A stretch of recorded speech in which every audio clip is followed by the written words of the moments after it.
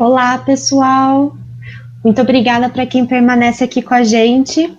Hoje, agora, né, a gente vai tentar pegar todas as habilidades que a gente conversou nesses 3 dias e pensar qual é o meu propósito. Por isso, esse título, A Importância do Propósito. E para isso, eu chamei aqui o Vieira, que é uma pessoa que vocês vão adorar, e vou falar um pouquinho deles para vocês. O Vieira, ele é formado em jornalismo, especialista em administração de empresas pela FGV, e em gestão de pessoas, carreiras, liderança e coaching pela PUC. Hoje em dia, ele é gerente de comunicação, marketing e sustentabilidade da Cicobi Cochrane. Então, eu fico muito honrada dele estar aqui com a gente e seja bem-vindo. Obrigado, Gabriela. Obrigado aí pela expectativa gerada no pessoal de que eles vão me adorar. Agradeço muito a apresentação, a oportunidade, o convite. É realmente um prazer estar aqui com vocês, sabe por quê? Porque faz parte do meu propósito. E aí, tudo que a gente faz com propósito, pelo propósito, dá prazer, dá felicidade. Obrigado pelo convite. Imagina. Então, já apresentei ele, acho que a gente pode começar falando sobre o nosso... A gente está numa transição de geração, né? Então, acho que a gente pode explicar essas várias gerações numa mesma companhia. Como que a gente pode lidar com isso? Como que o mercado de trabalho ele está aguentando toda essa transformação? Hoje o conflito de gerações, ele é um dos maiores desafios que a gente pode ter nas organizações. Por que eu digo isso? Porque a gente estava ouvindo a palestra anterior, né? E a gente estava falando, o pessoal estava falando muito de empatia. E a gente fala muito de empatia, uma palavra que está muito na moda, mas que é muito difícil de praticar, né? Só para citar um líder, um dos maiores líderes que esse mundo já pôde ver passando por aqui, eu não estou falando do líder espiritual, mas do líder enquanto ser humano mesmo, que ensinou muita coisa para a humanidade, o líder Jesus. Esse líder falava lá atrás que se a gente quisesse ter menos conflitos, nós tínhamos que amar o próximo como a nós mesmos. Então ele já estava falando de empatia há 2000 anos atrás, numa sociedade que tinha judeus que não entendiam os samaritanos, que não entendiam os romanos, e lá atrás ele já falava isso. E a gente se transporta 2000 anos para frente e entra nas organizações, e a gente vê ainda muito judeu, muito romano, e aí a gente vê os baby boomers, a geração X, com a geração Y, com a geração Z, que não sabe o que fazer com a millennials, quando na verdade são só seres humanos, gente. Nós somos todos pessoas querendo o nosso lugar ao sol. Maslow já dizia muito bem na sua pirâmide das necessidades, que todo ser humano tem as suas necessidades básicas, necessidades de reconhecimento, de segurança, as suas necessidades fisiológicas. E o que a gente busca no nosso emprego, no nosso dia a dia, é satisfazer essas necessidades. A falta da empatia tem gerado muita situação de conflito nas organizações. Por quê? Você tem, hoje, em cargos de alta liderança, gerência, diretoria, presidência, as pessoas que foram ensinadas e educadas num período do pós-guerra, anos 60, 70, que cresceram e foram educadas numa situação em que era de pós-guerra e, olhando para o Brasil, de ditadura militar. Manda quem pode, obedece quem tem juízo. O diálogo naquela situação, ele era impensável, não existia diálogo, né? Quem aqui já parou para conversar com algum militar? Quem já tomou algum enquadro de algum policial, seja no carro, seja em alguma situação? Não há diálogo. O meio militar é de pouquíssimo diálogo. E via de regra, não estou generalizando, mas na maioria das situações, hoje nos cargos de liderança das organizações, nós temos ainda pessoas, e sobretudo aquelas que não se modernizaram, nós temos ainda pessoas que estão pouquíssimo dispostas ao diálogo, né? E aí você tem elas na liderança, com pouca abertura ao diálogo, e uma geração toda nova chegando, que da geração X para trás, ou para frente, podemos dizer, né? Geração X, geração dos millennials, geração Y, que é a sua geração, a minha geração, se não dialogar, não tem conversa. Eu abandono o melhor salário que tiver, eu abandono o melhor benefício que tiver, porque eu quero viver pelo meu propósito. E é isso que tem causado tanto alvoroço nas organizações que teimam em não se atualizar. Eles entendem, como foram criados naquele período do pós-guerra, que o salário é o que a pessoa está buscando, o benefício, e ela não vai abandonar aquilo por nada.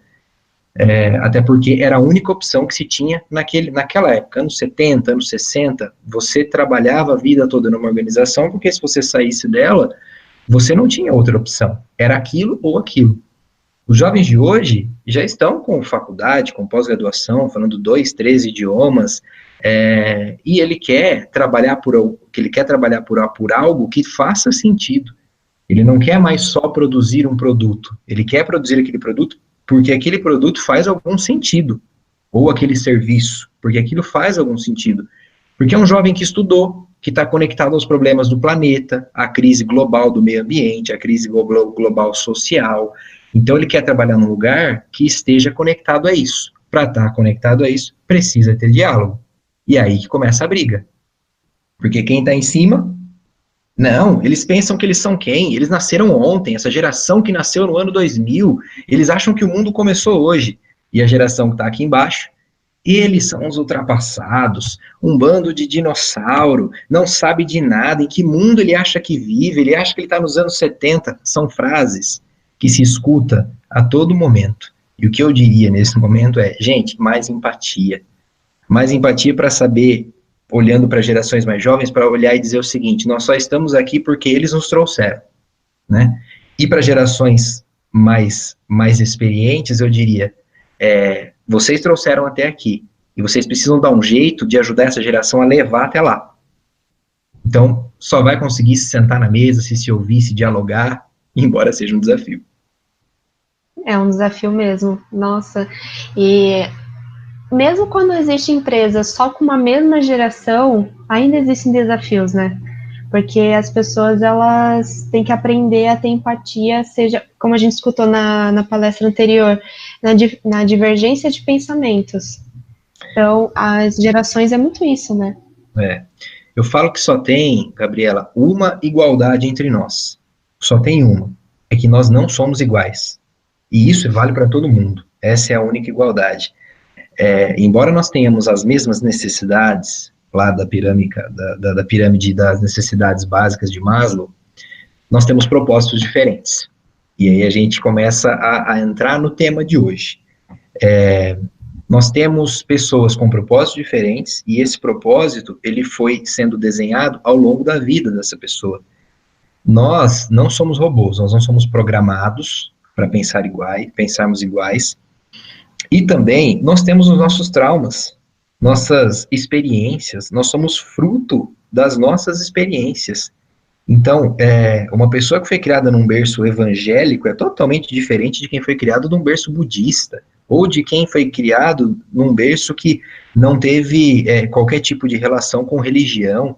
Os valores, o olhar, é tudo diferente, Mas voltamos àquilo. No fundo, somos só pessoas, somos só seres humanos buscando o lugar ao sol. Vale o mesmo exercício. Se a gente conseguir sentar, mesmo sendo da mesma geração, que vai ter conflito, e muita gente coloca o conflito como algo ruim. O conflito não é ruim. Inclusive, falando aí já do meio organizacional, o grande líder não é aquele que evita o conflito. Ele não deve evitar o conflito entre pessoas da equipe. Ele deve, muitas vezes, até incentivar esse conflito. Porque é aí que surgem as diferenças, e é na diferença que surge inovação, como que a gente estava falando aqui. Se for todo mundo igual, todo mundo pensando igual, não vai ter inovação. Não vai ter. Todo mundo com o mesmo uniforme, com a mesma roupinha, falando a mesma língua. Não vai ter inovação. Eu preciso da pessoa com o cabelo para cima, e eu preciso daquele com o cabelinho para o lado, comportadinho. Eu preciso dos dois. E é assim que a gente começa a formar times de alta performance. Pessoas que vão conflitar, mas que vão se gostar. Porque é diferente você ter conflito e não se gostar, e ter conflito e se gostar. Eu gosto de um exemplo que é o da família. Você tem irmão ou irmã? Não, Não? felizmente não. Bom, quem tem irmão, então, eu tenho uma irmã. Eu briguei muito com a minha irmã já. Muito, mas muito. E brigava pelos mais diversos motivos. Só que, um dia depois, a gente estava se amando, porque nós éramos irmãos. O grande líder tem que tentar formar isso na equipe. Tem gente que vai me chamar aí de ilusório, de pessoa que sonha, mas é possível. Esse é o grande segredo das equipes de alta performance hoje. Ter uma equipe de pessoas que vão se conflitar, porque isso é necessário, e o líder tem que provocar isso, mas que vão se gostar a ponto de que nós conflitamos entre nós, mas se alguém falar da gente, aí a coisa muda, porque somos família. Sim, isso faz muito sentido com o irmão mesmo, muito. E como a gente está falando aqui no meio organizacional, né? Aí a gente começa a falar de gestão. Acho que a gente pode citar que existem dois tipos de gestão. Uma microgestão, que está sempre focada no como fazer e para que fazer, e uma gestão que traz a autonomia da pessoa para que ela possa buscar o seu propósito, ela auxilia nesse caminho. Perfeito. Como que você vê isso? Tem muita gente, Gabriela, que vai dizer o seguinte: o propósito é da pessoa, é ela que tem que descobrir. Ela que se vire e ela que procure no seu dia a dia o propósito dela, porque isso é de cada um. A gente pode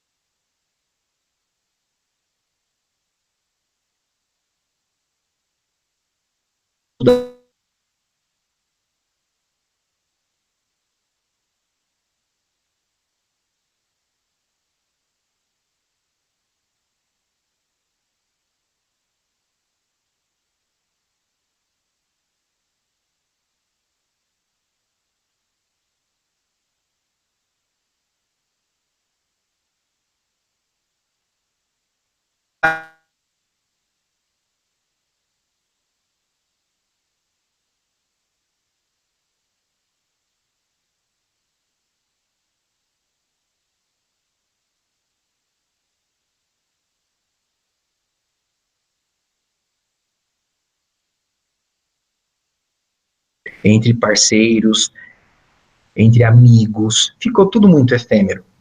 Essas relações das sociedades mais instantâneas, mais descartáveis, elas foram para dentro das organizações.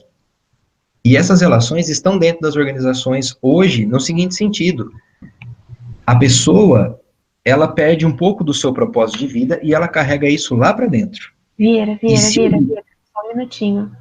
Parece que travou a live. Só um tá, minuto. Desculpa te interromper assim. não, imagina.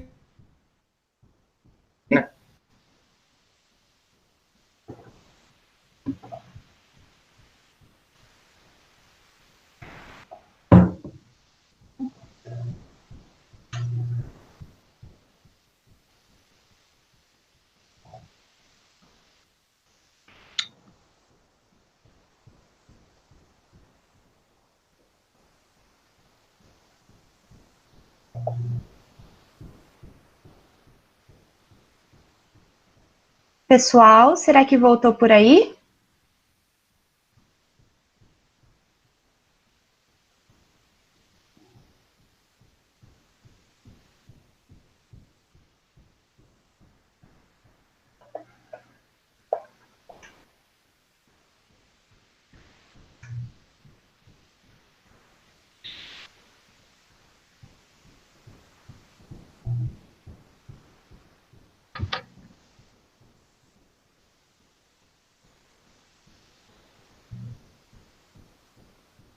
Oi, gente, estou recebendo aqui que voltou, então, né? A imagem também?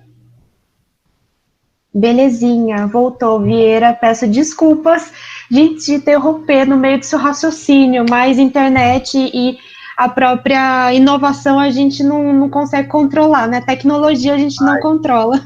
Faz parte, gente, é normal. Bom, a gente dizia então que não dá para o líder atual, a pessoa que quer ser um bom líder, não se preocupar com o propósito das pessoas, porque ele tem que estar alinhado ao propósito da corporação, da empresa que ele está trabalhando. Porque hoje o mundo ele é muito rápido, ele é muito efêmero, e a sociedade como um todo se tornou assim, descartável, efêmero, as relações, e isso alterou a relação das pessoas com o emprego. As pessoas, num passado não tão distante, elas acreditavam em 3 instituições muito fortes. A igreja, todo mundo, se você dissesse, se você fizer isso, você vai para o inferno. Ninguém fazia. Todo mundo guardava a data santa, porque aquilo era se não fizesse, ia para o inferno, e todo mundo morria de medo. A segunda instituição que as pessoas respeitavam muito era o governo. Se não fizesse, morria, apanhava, era preso, sumia. Hoje, o governo diz, fique em casa, e nós não ficamos em casa, nem quando precisa. Ou o governo diz, volta para a rua, e você não volta para a rua. Então, inclusive, nós, em 30 anos, já fizemos o impeachment de 2 presidentes e estamos falando de fazer o terceiro. Então, as coisas mudaram. E a minha sensação, né, quando a gente olha para as empresas, é que a última instituição que antes era muito respeitada, e que o chefe gritava, o chefe chamava de burro, e mandava, e xingava, e pisoteava, e todo mundo ficava quieto, trabalhava por 30 anos na empresa, ficava depressivo e aguentava. Essa situação também mudou para as empresas, mas tem muita empresa que não percebeu. Tem muito líder ainda que quer continuar nessa visão de eu não estou nem aí para o seu propósito, você vem aqui, eu te pago, você faz o que eu estou mandando você fazer, eu te pago, manda quem pode, obedece quem tem juízo. As empresas que estão fazendo isso, Gabriela, seguindo esse modelo mais anterior, mais antigo do pouco diálogo, são as empresas que têm ano a ano perdido valor na bolsa, que têm ano a ano diminuindo sua parcela no mercado, tem ano a ano olhado para o seu negócio definhar, ano a ano. E aí tem alguns estudos que já mostram que empresas que se preocupam com a sustentabilidade do negócio, e aí isso você inclui o propósito, você inclui cuidado com as pessoas, elas lucram cerca de 200% a mais do que as empresas que não se preocupam com isso. Então, não é uma questão de ser bonzinho, não é uma questão de ser fofinho, como muitos dizem, é uma questão estratégica de negócio. O empreendedor, o bom empreendedor, isso nas aulas de qualquer empreendedorismo você vai ver, é aquele que consegue olhar para a sociedade, enxergar uma necessidade e satisfazer. O grande problema hoje é que nós temos empreendedores e líderes que olham para a sociedade com o mesmo olhar da sociedade dos anos 60, dos anos 70, e aí eles estão no poder, muitos estão na faixa de alta liderança, em cargos de diretoria, de presidência, e aí tentam impor esse modelo, e vão olhar ano a ano os resultados da sua empresa caírem até perder completamente a fatia de mercado. Enquanto a gente olha empresas que olham e falam, não, eu não ofereço mais transporte, eu ofereço solução, eu levo você até o seu sonho. O Uber, uma empresa que já nasce com propósito. Qual é a diferença do iFood para o entregador de pastel do bairro da minha casa? Propósito, eu quero facilitar a sua vida, eu não quero só te oferecer pastel. É o propósito dentro do negócio, né? Então, o empreendedorismo como um todo mudou. Você surge com um propósito de ajudar, de satisfazer uma necessidade através de um serviço ou de um produto, mas tudo isso olhando para propósito. Quando a gente vem para dentro da organização, não vai fazer sentido a gente ter líderes que querem recrutar e que querem fazer gestão de pessoas sem se preocupar com o propósito da pessoa. Por quê? Eu vou dar um exemplo, você citou que eu trabalho no Sicoob, na Sicoob Cocre, que é uma instituição financeira cooperativa. E lá a gente tem um propósito muito claro, que é a justiça financeira. Gerar justiça financeira. Esse é o nosso propósito. Não vai fazer sentido eu, enquanto gestor, querer alguém trabalhando na minha equipe que esteja se lixando para a desigualdade social, ou que esteja pouco ligando para a injustiça financeira. Eu preciso de gente na minha equipe que esteja engajada nesse propósito. Por quê?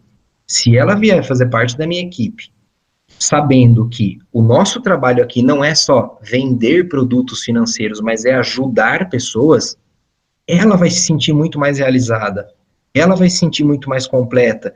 E o que vai acontecer? Se ela fosse, ela não vai dar 80, 70, 100% do que ela pode dar.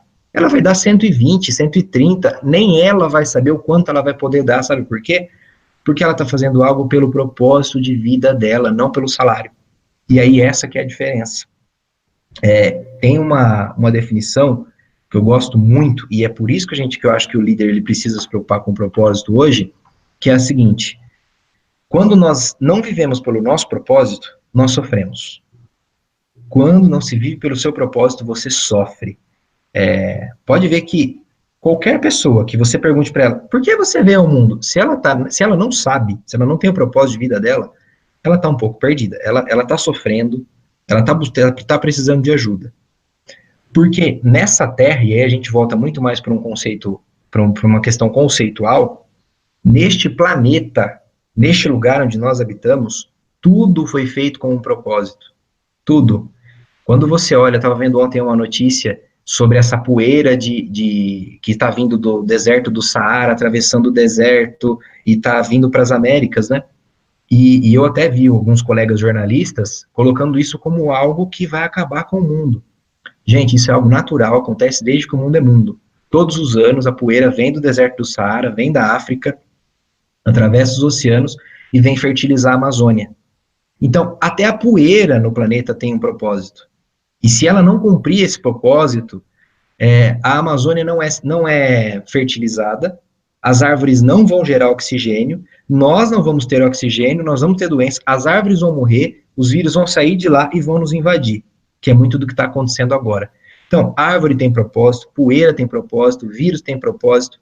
Você acha que um ser humano sem propósito vai ser feliz? Tá na existência. Nós precisamos ter propósito. E aí faz parte do líder, sim, ajudar o seu liderado, a pessoa que está ali com ele, a descobrir o seu propósito. Porque se ele não souber o que ele está fazendo dentro da empresa, se ele não souber o que ele pode ter todas as habilidades, como você falou muito bem aí no começo, né? Posso ter estudado na melhor faculdade, falar 3, 4 idiomas, mas ele não vai produzir. Ele não vai produzir porque ele não sabe o que ele está fazendo ali, qual é o papel dele. Ele acredita que ele tem que diminuir a desigualdade social, mas ele trabalha numa empresa que é extremamente capitalista e que acredita na cobrança e no lucro pelo lucro. Não vai dar certo. Não vai dar certo. Por isso que o propósito hoje é uma questão de estratégia de mercado, estratégia corporativa. E é papel do líder ajudar a pessoa a encontrar, sim, o mundo está bem diferente. Quando a gente fala de propósito, e a gente pensa em estratégia da empresa, mas ao mesmo tempo no bem-estar de quem trabalha lá, eu sinto que as pessoas elas estão cada vez mais procurando algo que faça bem a elas, não importa se tem ou não, mas elas querem se sentir bem. E eu, como futura publicitária, né, muitas vezes não, sempre a gente precisa entender a experiência do consumidor. Exato. E acho que isso tem que entrar para dentro das empresas também, porque os trabalhadores são consumidores, né? Exato. Então, para a gente ir para frente, a gente tem que entender quem está ali com a gente e satisfazer eles também, para a empresa se autossatisfazer. Então, bem louco. Você me fez lembrar, Gabriela, de uma pesquisa que eu vi, que o Ibope fez há poucos anos, em que ele perguntou para as pessoas se elas comprariam produtos em que elas saibam que aquele produto utilizou trabalho escravo, ou que poluiu o rio dela, que poluiu o ar. Empresas que produziram por produzir, produziram pelo lucro, para satisfazer um grupo de pessoas. 70% disse que não compraria.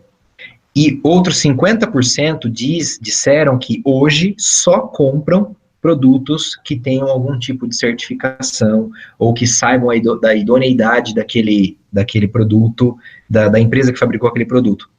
Então, hoje, não é mais o que você produz, é o porquê você produz e como você produz. E pode chorar na cama que é lugar quente, essa é a realidade. Não adianta espernear e dizer que Ah, não acredito. Os números estão aí, né? O marketing tem que se basear muito por números, né? Olha, o meu consumidor está dizendo isso. Os números estão dizendo isso. Essa é a nova sociedade. E a minha geração já veio se preocupando muito com isso. Eu lembro até hoje o dia que eu descobri o meu propósito de vida, que foi um dia que eu tinha 6 anos de idade, 7. Eu fui pescar no rio perto da minha casa. E meu tio me falou assim, não vamos ficar aqui porque aqui tem um cano que desce esgoto. E aí não tem peixe. E aquilo me revoltou. Eu falei, o quê? Estão sujando o meu rio? E eu peguei e desci, assim que a gente encontrou lugar lá para pescar, eu desci e comecei a pegar pau, pedra, galho, terra, e eu entupi aquele cano de esgoto. Com 7 anos de idade. Meu Deus! Claro que minha mãe brigou comigo. A minha mãe foi lá, ajudou a desentupir. Eu chorava e dizia, não, não podem sujar o meu rio, não podem. Enfim, eu estou até hoje trabalhando com sustentabilidade e usando aquilo que eu tenho como talento, como habilidade para cumprir o meu propósito de dizer de outras formas para as pessoas, não, não sujem o rio, a vida tem outro sentido. E faço isso com o maior amor e carinho porque é o meu propósito. Você pode me chamar para um webinar às 3 da manhã, eu vou participar para falar de propósito, de cuidar desse planeta, de cuidar das pessoas, porque é só elas que podem mudar essa situação, porque é o meu propósito.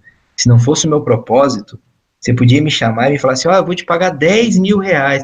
Eu ia falar, não, eu vou assistir televisão, porque não é meu propósito. O dinheiro tem hora que não significa nada, se não for propósito. E quando a gente fala de propósito, a gente está falando de habilidade comportamental, né? Porque cada um é de um jeito e cada um acredita em algo. E o que você pode me dizer sobre a importância da habilidade comportamental na corporação? Hoje, quando a gente vai montar uma equipe, Gabriela, a gente precisa se preocupar demais com isso, né? Porque as coisas, elas estão muito niveladas. Essa que é a realidade hoje. Todo mundo está estudando nas melhores faculdades, ou quando não estudam nas melhores faculdades, as informações estão aí. Você tem hoje pessoas que fizeram uma faculdade de ponta e uma pessoa que fez uma faculdade não tão reconhecida assim, e que quando você vai para uma entrevista de emprego, o que vai contar não é a faculdade que ela fez, porque você pode ter aquela que fez a faculdade de ponta e só. Vamos pegar um exemplo, publicidade, né? Eu fiz na melhor faculdade de publicidade do país, e ela vem para uma entrevista lá comigo. Ótimo, já é um atestado de que para ela conseguir aquele diploma, ela é uma pessoa, uma boa, pelo menos estudante, né? Não vamos saber como profissional. E vem uma outra pessoa, só que ela fez só isso, a da melhor faculdade, só isso. E vem uma outra pessoa que ela fez a faculdade que ela pôde, aquela que deu para pagar. Mas ela também fez inglês, ela fez espanhol, ela fez trabalho voluntário para poder desenvolver suas habilidades. Enfim, ela encheu tanto o seu currículo de experiências que eu olho para aquele currículo e falo assim, quem é que quer realmente trabalhar por propósito aqui nessa função que eu tenho? Porque, olhando para quem foi lá e só fez a faculdade de ponta e que vai chegar ali com um peso no currículo, essa pessoa fez a melhor faculdade, mas ela não está mostrando no seu currículo que ela quer viver por aquilo ali, enquanto o outro que fez o que pôde está mostrando através de um trabalho voluntário, de um estágio não remunerado, que ele ama aquilo ali. Eu quero essa pessoa comigo. Eu quero essa pessoa, porque a hora que eu precisar e quando acontecer alguma coisa, quando der algum pau, e paus acontecem, quando acontecer qualquer coisa, eu preciso dessa pessoa do meu lado, que ela não vai se importar se tá chovendo, se tá sol, porque é isso que o propósito faz. Então, o líder ele tem que se preocupar com isso na hora de formar a equipe e tem que olhar também para essas habilidades comportamentais, porque está tudo muito nivelado. Se a pessoa ela é do conflito ou se ela não é, se a pessoa ela é da paz, se ela não é da paz. Você tem que olhar para tudo isso, e eu gosto de uma frase que fala muito o seguinte: contrate caráter e treine habilidades. Habilidade você desenvolve. Eu não sei mexer no Photoshop. Vem cá, senta aqui. Você vai aprender a mexer no Photoshop, mas eu não consigo ensinar para uma pessoa que ela tem que ser ética. Eu ensino para uma pessoa que ela tem que mexer no InDesign, que ela tem que mexer no Adobe Premiere, que ela tem que fechar uma folha de pagamentos em determinado sistema, mas eu não ensino para ela que o que não é dela, ela não pode pegar, que ela não pode pisar em pessoas. Isso ela veio trazendo ao longo da vida. Eu não ensino que ela não pode gritar com todo mundo, que ela tem que se colocar no lugar do outro. Então, gosto muito disso. Contrate caráter e treine as habilidades. Porque se você contratar as habilidades e tentar treinar o caráter, eu diria que é possível. É possível com muita terapia, é possível com muito autoconhecimento, mas você vai investir muitos anos para desenvolver essa pessoa, para desenvolver. Então, eu gosto muito disso. Contratar o caráter e treinar a habilidade. Aí a gente encontra 2 tipos de perfis, né? O Animus e o Anima, é isso? Eu gosto muito de olhar isso, quando a gente vai formar uma equipe, trazer pessoas para trabalhar com a gente. O Animus é um conceito da psicanálise de Jung. Jung, ele dizia o seguinte, que, entre vários os conceitos, né, a gente vai ser um pouco raso nisso daqui que a gente vai falar, mas é mais para a gente poder só colocar o conceito. Ele dizia dos perfis Animus e Anima. Tem muito a ver com a sensibilidade. O perfil Animus é um perfil mais masculinizado, e entenda masculinizado com aquele conceito tradicional, tá? Mais brucutu, mais sem jeito para as coisas. E o Anima, aquele perfil mais feminilizado, com mais sensibilidade, tudo isso no sentido tradicional, tá? Jung dizia que a gente tem um pouco de cada coisa. Que um homem pode ter tem um pouco do seu lado Anima, mas que sempre um vai predominar. Um homem geralmente tem mais o lado Animus e menos o lado Anima. Mas que pode acontecer de um homem, de uma pessoa do sexo masculino, ter predominantemente o perfil Anima, que é um perfil de uma pessoa mais sensível, que presta mais atenção aos detalhes, que vai ser mais pacífica, e o Animus, pelo contrário, vai ser uma pessoa mais bruta, mais do confronto. Você tem que olhar muito isso, além de outros perfis, outros atributos comportamentais, para colocar dentro da sua equipe. Além do propósito, alinhou o propósito da pessoa à sua empresa, olhar também que tipo de pessoa que você está colocando ali para trabalhar dentro da equipe. Por quê? Imagine uma equipe só de gente Animus. Você vai ter gente cheia de energia, gente que vai ser pau para toda a obra, que vai sair e vai arrebentar. Mas o conflito, talvez nem você como líder você vai aguentar, porque é muito conflito. É gente que não tem freio na língua, é gente que não pesa para falar as palavras. Ao mesmo tempo, se você tiver todo mundo Anima, todo mundo delicadinho, todo mundo mais sensível, você vai ter um monte de gente que vai estar chorando toda hora. Não dá. Então, é dosar quem é mais Animus, quem é mais Animas, para que você possa ter dentro da sua equipe a diversidade, a gente estava falando disso agora há pouco na inovação, né? Para que você tenha a diversidade de pensamento, a diversidade de perfis, para que possa ter inovação. E inovação hoje é chave da sobrevivência de qualquer organização. Você lança o Pokémon GO, um ano depois ele não existe mais, tem que lançar outra coisa, e outra, tem que inovar. As empresas que melhor lidaram com essa situação da pandemia, por exemplo, foram aquelas que mais incentivaram a inovação.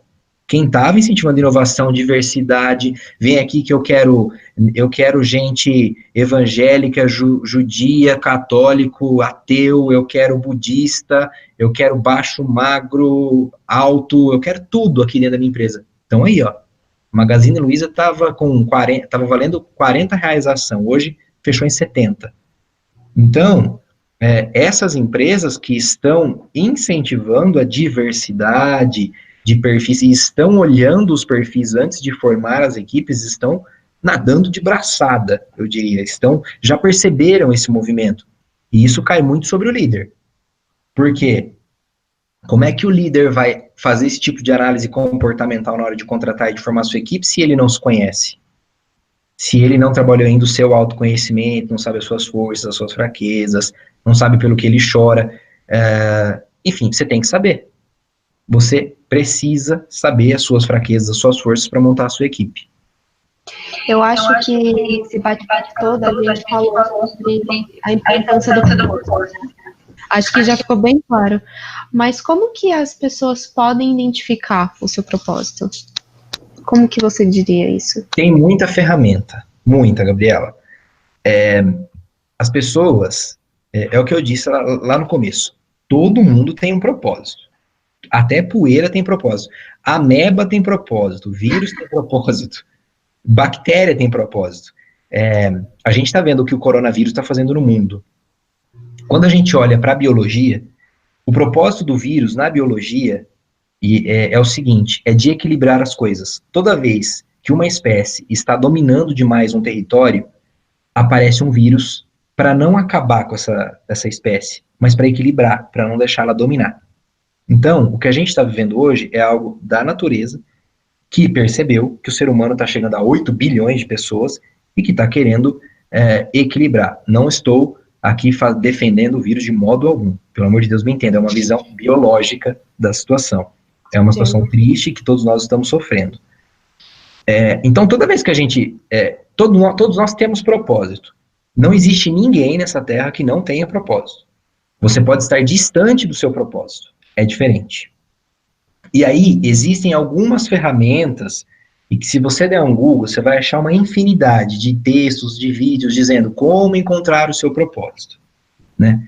A mais famosa é uma chamada Ikigai, que vai olhar para você e vai ver o que você ama, tem uma dinâmica envolvida ali, perguntando para você o que você ama, depois o que te faz bem, qual é o seu talento, o que te pagariam, o quanto te pagariam para você descobrir o seu propósito na profissão. Essas ferramentas funcionam, acho que são muito válidas. Eu gosto de uma visão um pouco mais prática e um pouco mais até psicológica. O propósito, gente, é aquilo que te elogiavam quando você tinha 5 anos de idade. Sabe? Quando eu estava lá entupindo o cano, o tubo de esgoto, lá do Piracicaba, que nascia perto da minha casa, e que minha mãe chegou e brigou comigo e falou, pare de fazer isso, eu falei, eu não vou parar. Eu olho para trás hoje e falo, olha o meu propósito. E por que é que isso faz diferença? E por que é importante a gente ter esse propósito muito claro para a gente? Porque já teve situações, no meu trabalho, todos nós passamos por isso, de eu levantar, sentar na cama, e eu falo que o indício de felicidade no trabalho é a velocidade que você coloca a meia. Se você colocar devagarinho, assim, você não está bem. Você não está vivendo pelo seu propósito. Mas já teve dias de eu levantar, de estar passando por situações muito difíceis no trabalho, com lideranças, para variar, e aí eu sentar na cama e falar assim, hoje eu não vou. E se eu for, eu vou lá e peço a conta. E aí ficar sentado e olhando. E aí é como se aquele menininho lá do cano de esgoto levantasse e falasse assim, mas e as crianças? Vão ficar sem ouvir a mensagem da educação ambiental? Aí levanta. Eu vou. É isso que faz diferença. É por isso que precisa ter o propósito.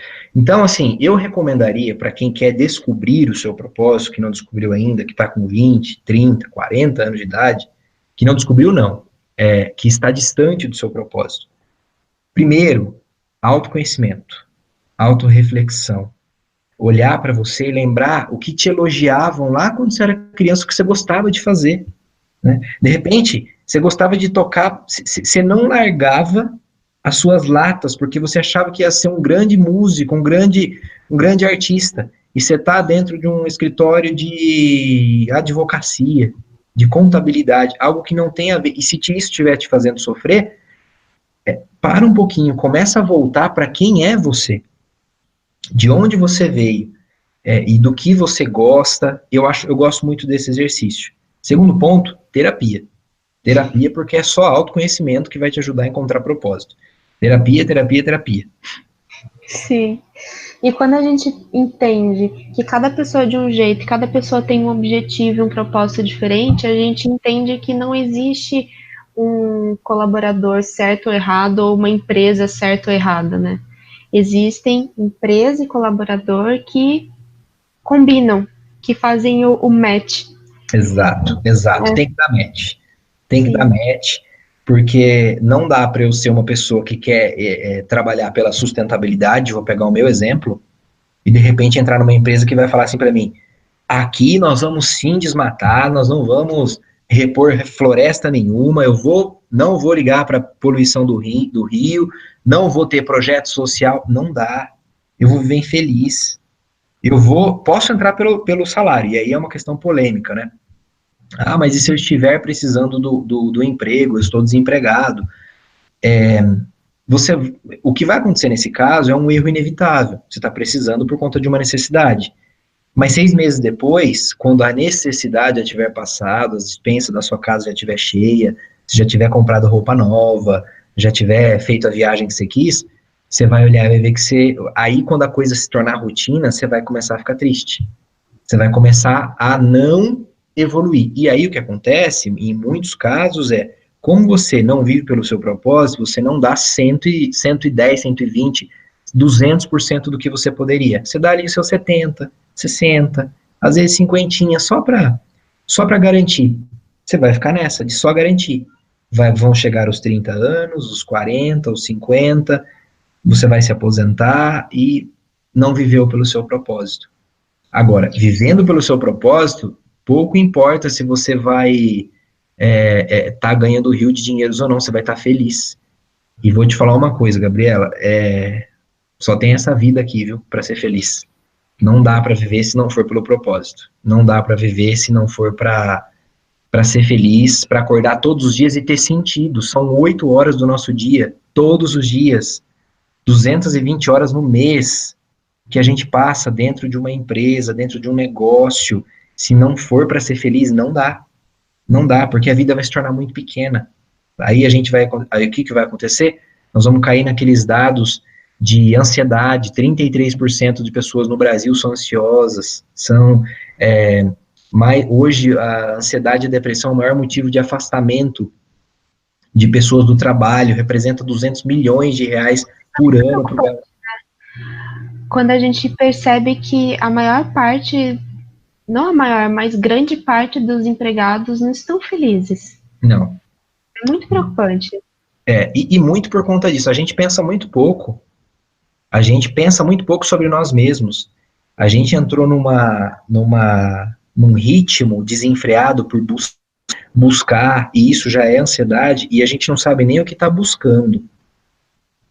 Agora, quem era você e que tipo de cano de esgoto você estava tentando entupir aos 5 anos de idade? É essa a pergunta que eu faria para as pessoas hoje que estão buscando o propósito.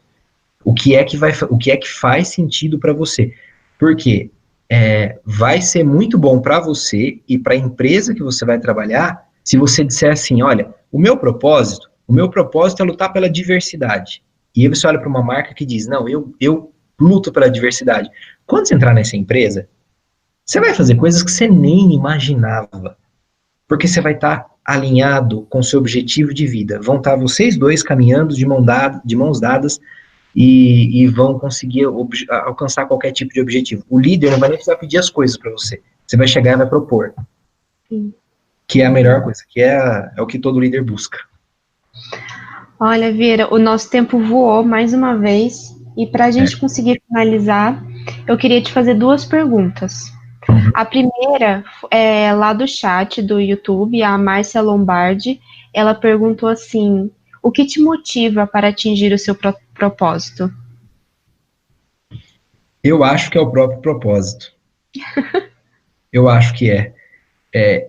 Porque, assim, quando a gente fala de motivação, né, eu preciso de um motivo para fazer isso. Primeiro, um beijo à Márcia, eu conheço, a Márcia é minha amiga, trabalhamos juntos. Qual é o motivo para você querer falar de cuidar de árvore, de cuidar de gente, de empatia, de respeito, de afetividade? Qual é o motivo? O motivo é que eu entendi muito bem que esse é o meu papel aqui na Terra. É o meu papel enquanto ser humano. E aí eu acredito muito numa parábola que tem na Bíblia e que foi falada por Jesus, e eu não vou falar do sentido espiritual disso, mas o sentido conceitual que fala dos talentos, de que para cada um de nós é dado um talento, e esse talento tem que ser utilizado para que você cumpra o seu propósito. Cumpra o seu propósito. Tem uma outra frase que fala assim, que o Senhor faz tudo com um propósito. Então, o motivo tem que ser o seu propósito. Se a gente viver fora do propósito, aí a gente vai começar a cair naquelas palestras de coaching, aquelas mais famosas, que vão tentar te encher de motivação, e que você vai sair da palestra gritando alto, vai sair cheio de energia, só que 2 dias depois você está sem ela de novo. Porque motivação acaba 2 dias depois, 3 dias depois. Se não tiver propósito, não se motiva. Só é motivado quem tem o propósito. E ninguém motiva ninguém, né? É a gente que se motiva com base naquilo que a gente já descobriu. Exatamente. Faz muito sentido para mim. Agora, a última pergunta é do pessoal inteiro da minha classe de publicidade. Nossa. Qual é o conselho que você gostaria de ter recebido enquanto estava na nossa situação, prestes a se formar? Vai fazer terapia. Isso eu já faço, agora fica para o resto, né? Se eles fazem ou não. Eu gostaria muito de ter recebido esse conselho, porque através disso eu consegui ter muito mais serenidade e muito mais paz no meu caminho. Porque nessa fase de você, quando você está se formando, né, a gente está cheio de energia, só que ao mesmo tempo tem muito pouca experiência. Tem muito conhecimento, porque a faculdade nos dá isso, a gente está cheio de ideias e cheio de estudos e tudo mais. Só que a vida, ela é muito mais do que o conhecimento, ela é experiência. E nós somos seres que aprendemos através da experiência. E aí eu lembro muito bem de quando eu estava me formando, de muita ansiedade, de querer que as coisas dessem certo, rápido, de querer ter uma ascensão assim, ó. Não era nem nem na horizontal, que assim, não, era vertical, de querer ter esse tipo de ascensão. De 2 anos, tá lá não sei onde, em que cargo. E não acontece. Não acontece. Voltando ao tema das gerações, é uma coisa que causa muito conflito hoje, das novas gerações, achar que o negócio vai ser assim. Em alguns casos acontece, e ótimo que seja assim, mas na maioria dos casos não é. E aí isso gera o quê? Frustração, gera angústia, gera ansiedade, então gera muito sofrimento. Eu daria este tipo de conselho, terapia, para se autoconhecer, para saber suas habilidades, saber suas forças, saber suas fraquezas, para saber o ritmo que as coisas vão acontecer, para que você tenha mais paz para passar por tudo isso. Estando com seu propósito bem definido, estando com o autoconhecimento em dia e com paz, você consegue raciocinar melhor, o cérebro acessa todas as suas memórias, todo o conteúdo que você tem, e aí você consegue propor inovação. Então eu daria esse tipo de conselho. Foi ótimo. Inclusive, um beijo para minha terapeuta, Mônica. Sem ela, eu não sou ninguém nessa vida. Viva os terapeutas. Viva. Ó, Vieira, muito obrigada, tá? Eu quero te agradecer muito por você ter aceitado, ter topado esse desafio aqui com a gente. Quero agradecer muito a todo mundo que está assistindo e que, pelo que eu vejo aqui, tem muito carinho por você. Obrigado. Então, eu agradeço também mais uma vez aos nossos patrocinadores, que sem eles a gente não estaria aqui, que é a agência de publicidade Visuale e a Papo Informática. Então é isso. Muito obrigada. Obrigado, gente. Tchau. Tchau.